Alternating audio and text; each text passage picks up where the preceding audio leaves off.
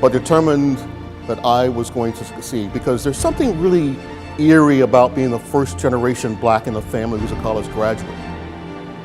There's a burden that you bear that others perhaps don't. The community is with you. They are assessing you. They're rooting for you. They want you to succeed because your success is their success. And so I had this strong desire to have my community and my grandparents and my church family back home be proud of my accomplishments, because I was the first, the trailblazer.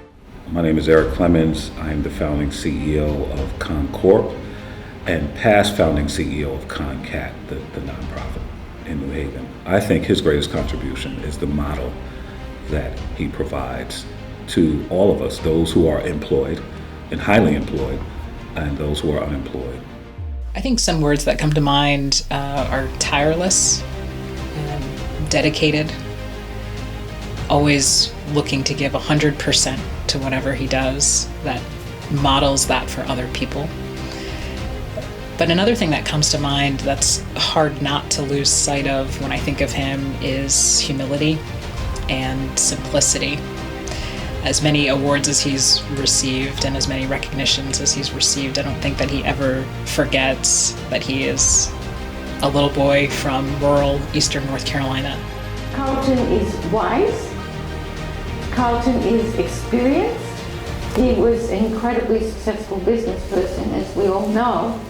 And really, he was a person who started from scratch and overcame the inevitable obstacles in an entrepreneur's life, in a business person's life, persisted, brought people along, inspired them. So Carlton Highsmith was he was the largest certified minority business owner in Connecticut at the time that I took over the council in 2001. And I quite frankly was intimidated because here was this very, very successful man. And literally, like my first week in the job, we get this magazine from one of the magazines that cover supplier diversity, and he's on the cover of the magazine. I'll tell you, I think number one on the heap of his priorities, and there are many things in that heap, are his grandkids. This is a devoted grandfather, and I have often called Carlton for social reasons, for other business purposes, and he says, wait a minute, I got a date with my grandkid. How has he inspired me? I think, in the past 11, 12 years that when I first met him, he has been the single most inspiring person in my life. He has changed not only my life, but he's changed the course of my life.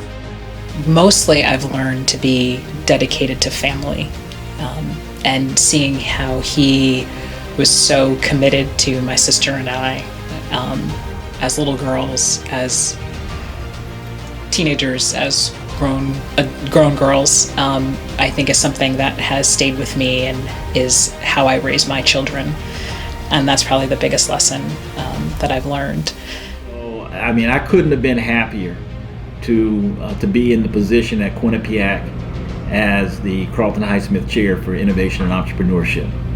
And so, that just sort of deepened our ongoing relationship, and I was very proud to have his name on my card. There's no doubt that Quinnipiac's vision around entrepreneurship has been shaped, almost entirely shaped by Carlton. I tell people all the time, the single most important factor for our success over the years is developing relationships with wonderful people.